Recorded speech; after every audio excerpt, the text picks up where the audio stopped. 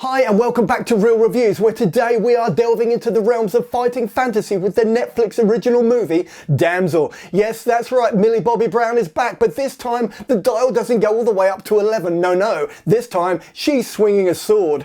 Alongside her in this epic fighting fantasy, we've got Winstone, we have Angela Bassett, the Oscar winner, and we have Robin Wright. Yes, the nefarious Queen Isabel is back, and this time she's no buttercup. This time she's no Princess Bride. So let's dive into exactly what it is about this particular damsel in distress, which is going to make it worth watching.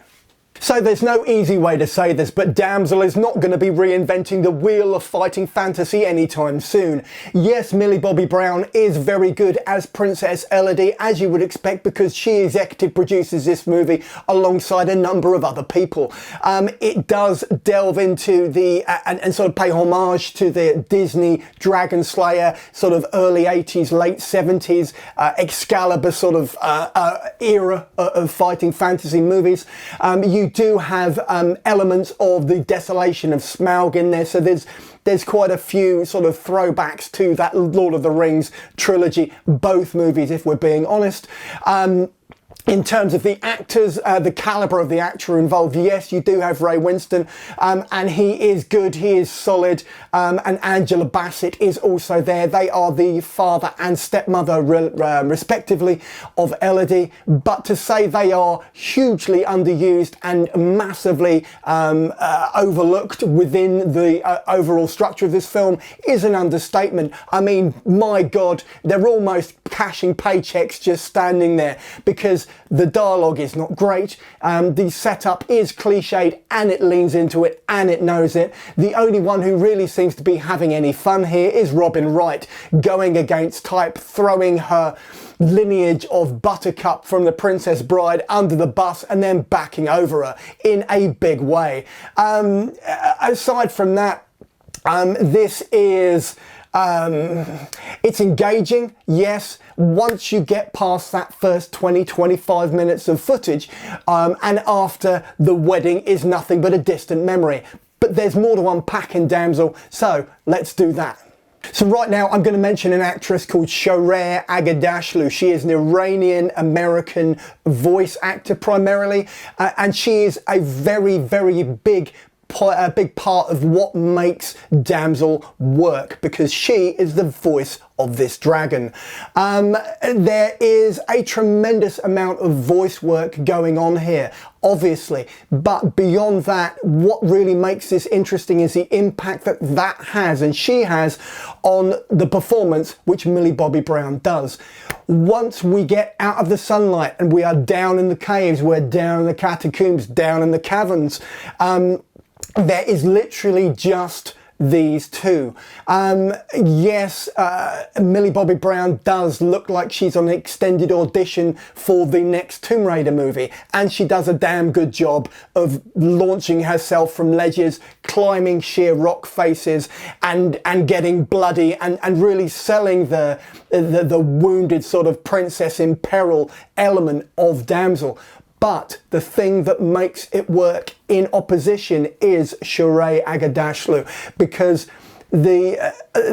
you could say that maybe she's going down the Benedict Cumberbatch route with Smaug and doing that, but this is literally a mother and daughter movie.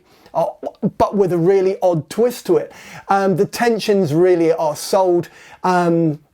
It is incredibly impressive how effective Bobby Brown is at holding the camera, holding the audience, selling the tension and selling the story. In fact, the strongest element of Damsel happens in that 35-40 minutes when she is down in the caves and she encounters this dragon. There is backstory that is fed into it. It is quite predictable. In fact, it's ridiculously predictable. But you know that. But the thing that really sells this movie is that central relationship between, yep, you heard it, a young lady, a damsel in distress, and a dragon. So that's what I'm selling. That's what I'm going to say. Everybody else, as I said, with the exception of maybe Robin Wright as Queen Isabel, is getting incredibly short thrift here, and they know it. but they're there in support of this project. They're there because they're not the headliner, and they're sold on it, they're selling it, they're doing their best. So I'm going to dive into my rating next, and maybe mention that director too. So let's do that. Right, I may have said this before, but I'm going to say it again. Damsel doesn't have the right to be half as good as it actually is, because you've got a journeyman director in Juan Fresnadillo, who has his biggest credit is 28 Weeks Later. You've got Mazeau, who is the script writer for Fast and Furious 10.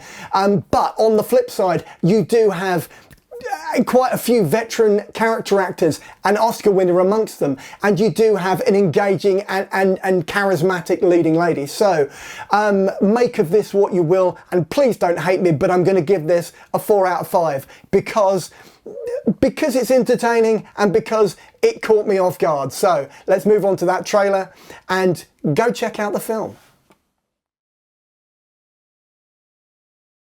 And so it is, you've reached the end of the video review for Netflix original movie Damsel. That's the one starring Millie Bobby Brown. So if you've liked the video, then give me a thumbs up. If you want to drop a comment in the comment box below, then feel free. Failing that, you can always subscribe so that every Tuesday and every Saturday when another one of these videos drops, you'll get notified, and then you can pop in and watch or listen to as much or as little as you like, and then go about your day. In the meantime, check out the rest of the channel and maybe pop over to the Patreon page. Take care.